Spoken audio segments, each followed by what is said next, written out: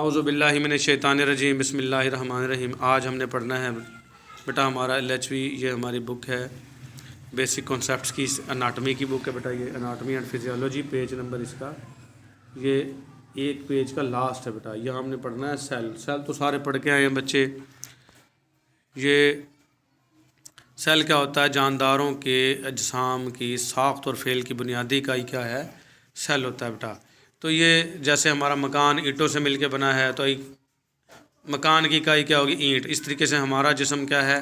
वो सेल से मिलकर बना है, और सेल जो है हमारे जिस्मों की इकाई हो गई। तो हम इसका बाकायदा आगाज़ करते हैं बेटा। कापी पेंसिल लेके बैठा करें, साथ के साथ लिखा करें। मेरे अल्फाज मुश्किल, आपको बहुत फ़ायदा होगा। तो द सेल पढ़ते हैं। The cell is basic unit of living organism.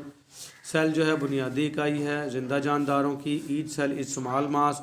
Her cell जो एक छोटा सा मास है ऑफ प्रोटोप्लाज्म। इसमें एक प्रोटोप्लाज्म होता है विद डेफिनेट ऑर्गेनाइजेशन, और मुख्तलिफ़ किस्म की इसमें तंजीम पाई जाती है बेटा। अगर एक अंडे को हम सेल समझें, यहाँ लिख लेना बेटा आपने। अंडा अगर सेल है तो उसकी जो जर्दी है वो न्यूक्लियस है। अब हम अपनी ज़बान में तो बेटा उसको जर्दी कहेंगे, बायो की ज़बान में उसको न्यूक्लियस कहेंगे। और जो सफ़ेदी है अंडे की, हम अपनी ज़बान में तो सफ़ेदी कहेंगे, और बायो की ज़बान में क्या कहेंगे? उसको हम साइटोप्लाज्म कहेंगे। तो एक सेल के अंदर न्यूक्लियस हो गया यानी जर्दी, और साइटोप्लाज्म हो गया यानी कि सफ़ेदी, और बाहर जो अंडे का छिलका है वो क्या होगी? Cell membrane. तो सेल मेम्ब्रेन के अंदर जितनी भी चीज़ें हैं जिसमें सफ़ेदी और जर्दी शामिल है बेटा, सेल मेम्ब्रेन के अलावा, तो वो सारी चीज़ें क्या कहलाती हैं? प्रोटोप्लाज्म कहलाती हैं। तो एनाटमी एंड फिजियोलॉजी में बेटा देखते हैं इसकी। The constant motion of protoplasm. Protoplasm जो अंदर का सारा मवाद है वो प्रोटोप्लाज्म है, और ये हमेशा मूवमेंट करता रहता है बेटा। Within the cell, cell के अंदर, is the sign of life, ये ज़िंदगी की अलामत है। Though the cell is in different parts of the body. अगरचा सेल जो है मुख्तलिफ़ हिस्सों के, जैसे आँख, नाक, कान, दिल, जिगर, गुर्दे, फेफड़े, हर ऑर्गन सेल से मिलकर बना है। तो वो सेल जो है ना, आँख के और होंगे बेटा, दिल के और तरह के होंगे, और फेफड़ों के और तरह के होंगे। तो सेल्स जो हैं इन डिफरेंट पार्ट्स, मुख्तलिफ़ हिस्सों के ऑफ बॉडी, जिस्म के, एंड डिफरेंट ऑर्गेनिज्म, और मुख्तलिफ़ जानदारों के, डिफ़र इन देयर स्ट्रक्चर, ये अपनी साख्त में मुख्तलिफ होते हैं। All they are built on the basic plan, सारे के सारे बुनियादी प्लान पर ही बने होते हैं बेटा। तो ये देखें बेटा, ये सेल बना हुआ है, ये सेल का न्यूक्लियस है, और ये सेल की जो सफ़ेदी है ये सारा साइटोप्लाज्म, और साइटोप्लाज्म में ये 1 दर्जन के करीब मुख्तलिफ़ किस्म के सेल के हिस्से पाए जाते हैं। ये स्ट्रक्चर ऑफ सेल है बेटा, साख्त बनावट। तो ये सेल के पार्ट्स हैं बेटा, mitochondria, plasma membrane, microtubule, centrosome, microfilament, lysosome, smooth endoplasmic reticulum, secretory vesicles, peroxisomes, vacuoles, cytoplasm, Golgi vesicles, Golgi apparatus, chromatin, nucleus, ये सारे के सारे बेटा रफ एंडोप्लाज्मिक रेटिकुलम, ये सेल के क्या हैं? हिस्से हैं। ये राइबोसोम्स हैं। तो सेल के अंदर तकरीबन 1 दर्जन के करीब ये ऑर्गेनेलीज होते हैं, और हर किसी का अलग अलग काम है। जैसे हमारा बेटा मैदा काम करता है हाजमे का, सेल का काम करता है लाइसोसोम हाजमे का काम, ठीक है। इसी तरीके से जो न्यूक्लियस है वो control house of the cell है। ये जो आपका माइटोकॉन्ड्रिया है, ये छितर जैसा माइटोकॉन्ड्रिया, एक बच्चा पढ़ता है इसको माइटोचॉन्ड्रिया, माइटोचॉन्ड्रिया नहीं है, माइटोकॉन्ड्रिया बेटा। ये power house of the cell, ये सेल के लिए पावर बनाता है बेटा। तो ये मुख्तलिफ़ किस्म के आज़ाद है बेटा सेल के। ये सेल स्ट्रक्चर दिया हुआ है, ये मुख्तलिफ़ किस्म के जो हिस्से हैं इसके बनाए हुए हैं, ये आपने बना लेने हैं। एनाटमी एंड फिजियोलॉजी देखनी है सेल्स की बेटा। टाइप्स ऑफ सेल, सेल की बेटा, cell living organism are made up of minute compartment. जो जिंदा जानदार हैं वो छोटे छोटे कंपार्टमेंट से मिलकर बने हैं, नोन एज सेल, जिनको हम सेल कहते हैं बेटा। तो बेटा they can perform all life activities, ज़िंदगी के जितने भी काम हैं वो ये परफॉर्म करता है सेल आपका। All cell has mass of protoplasm. मैंने बताया सेल के अंदर जो सेल मेम्ब्रेन के अलावा जो भी चीज़ है वो क्या होता है? उसमें प्रोटोप्लाज्म। तो सारे के सारे सेल क्या रखते हैं? Protoplasm, which has a nucleus, जिसमें न्यूक्लियस भी होता है बेटा। जर्दी को क्या कहते हैं? Nucleus. And is bounded by the cell membrane, और ये घिरा किससे होता है? सेल मेम्ब्रेन से। न्यू सेल अराइजेज, तो ये बेटा सेल मेम्ब्रेन से घिरा होता है, और इसमें न्यूक्लियस भी होता है। New sales rises from the pre existing cells, जो नए सेल बनते हैं वो पहले से मौजूद सेल से बनते हैं, बाय देयर डिवीज़न, इनकी तकसीम से। जो सेल पहले से मौजूद होते हैं ना बेटा, उन्हीं एक सेल लंबाई में बड़ा होता है और 1 से 2 सेल बन जाते हैं और इसको माइटोसिस कहते हैं बेटा। और इन्हीं से 1 से 2, 2 से 4, 4 से 8 और इससे खरबों सेल बन जाते हैं बेटा। Different types of cell, cell की मुख्तलिफ किस्में क्या हैं बेटा। रेड ब्लड सेल आ गए, ये आपके खून में होते हैं और आपका इसके अंदर हीमोग्लोबिन होती है जिसकी वजह से खून का रंग लाल होता है। दे आर मिन्यूट, ये छोटे छोटे हैं, बाई कनकेव हैं, अंदर से दबे हुए दोनों साइडों से। बाई का मतलब 2 होता है बेटा। डिस्क लाइक सेल्स, डिस्क की तरह के सेल हैं ऑफ 7.8 माइक्रोमीटर इन डायामीटर बेटा। ये माइक्रोमीटर इन डायामीटर है, ये इन इसके साथ मिल गया है तो ये मारूजी बन सकती है बेटा। ये कितने होते हैं, 7.8 माइक्रोमीटर होंगे डायामीटर के अंदर इसकी चौड़ाई है। They do not have nucleus, इनमें न्यूक्लियस नहीं होता। ये भी मारूजी बन सकती है कि कौन सा ऐसा सेल है जिसमें न्यूक्लियस यानी जर्दी नहीं होती। बेटा ये जर्दी मैं आपको समझाने के लिए बता रहा हूँ। कुछ सेल ऐसे हैं जो आँख से नज़र भी नहीं आते, तो जो आँख से नज़र नहीं आएंगे उनकी जर्दी नज़र आएगी, लेकिन उनमें मौजूद होती है बेटा। वो इतनी छोटी होती है कि नज़र नहीं आती, लेकिन उसको हम न्यूक्लियस कहेंगे। तो ये रेड ब्लड सेल हैं, इसमें न्यूक्लियस नहीं होता, माइटोकॉन्ड्रिया भी नहीं होता, एंडोप्लाज्मिक रेटिकुलम भी नहीं होता, एंड गोल्जी बॉडीज़, और जो गोल्जी बॉडीज़ भी नहीं होता। ये सेल तो हैं लेकिन इनमें ये सारे आज़ाद नहीं होते। दे कंटेन हीमोग्लोबिन, ये इनमें हीमोग्लोबिन होता है, इसका कलर लाल होता है बेटा हीमोग्लोबिन का। इसके 2 पार्ट हैं, हीम पार्ट और globin part. Haem part 4%, globin part 96% है। And help in transport of oxygen, और ये हीमोग्लोबिन है ऑक्सीजन को एक जगह से दूसरी जगह ट्रांसपोर्ट में मदद देती है।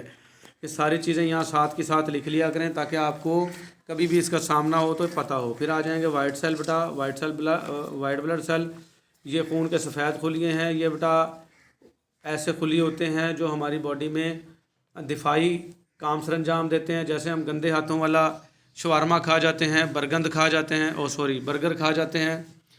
वो जो बर्गर होता है उसमें बहुत सारे जरासीम होते हैं। आपने कभी बर्गर बनते देखा हो, उसी हाथ से उसने अंडे को तोड़ना होता है। और अंडा कहाँ से आया है, पोटी वगैरह से, विट्ठों से उठा के लाए हैं, और आया भी पोटी वाली जगह से है। उसी हाथ से उसने अंडा तोड़ा और उसी हाथ से उसने शामी को उसमें लपेट दिया बर्गर में, तो वो सारा पोटी वाले जो जरासीम हैं वो उसमें चले गए। लेकिन हम बीमार क्यों नहीं होते कि ये हमारे जो वाइट ब्लड सेल है उन जरासीमों को मार देते हैं। तो ये दे आर न्यूक्लिएटेड, ये सेल वो हैं जिनमें न्यूक्लियस होता है, राउंडेड गोल होते हैं, अमीबॉयड सेल, और ये एक जगह से दूसरी जगह हरकत करते रहते हैं, इसलिए इनको अमीबॉयड सेल कहते हैं। 12 से 20 माइक्रोमीटर इन साइज़, और इनका साइज़ 12 से 20 माइक्रोमीटर है। ये भी मारूजी बन सकती है।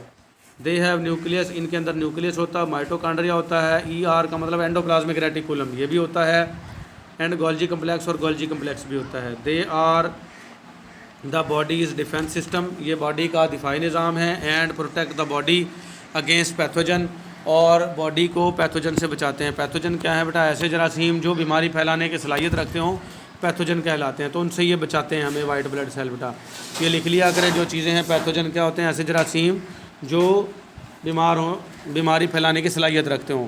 अच्छा बेटा, जो जरासीम होते हैं बैक्टीरिया वगैरह, वो 2 टाइप के होते हैं, एक फ्रेंड्स होते हैं और एक एनिमीज़ होते हैं। फ्रेंड कहते हैं दोस्त बैक्टीरिया, एनिमीज़ कहते हैं दुश्मन बैक्टीरिया। फ्रेंड बैक्टीरिया आपके अचार में होते हैं, सिरके में होते हैं, और आपके दही में जो फ्रेंडली बैक्टीरिया हैं। कुछ आंतों में भी रहते हैं फ्रेंडली बैक्टीरिया जो हमारे डाइजेशन में, हाजमे में मदद देते हैं। और कुछ होते हैं बेटा पैथोजन, पैथोजन को शनाख्त करते हैं ये वाइट ब्लड सेल और उनको फड़का देते हैं और हम बीमार नहीं होते। फिर आ जाएंगे बेटा प्लेटलेट्स। प्लेटलेट्स होते हैं ऐसे खून के सेल जो खून को जमने में मदद देते हैं और आपके खून की नालियों को खोल के रखना भी इनका काम है।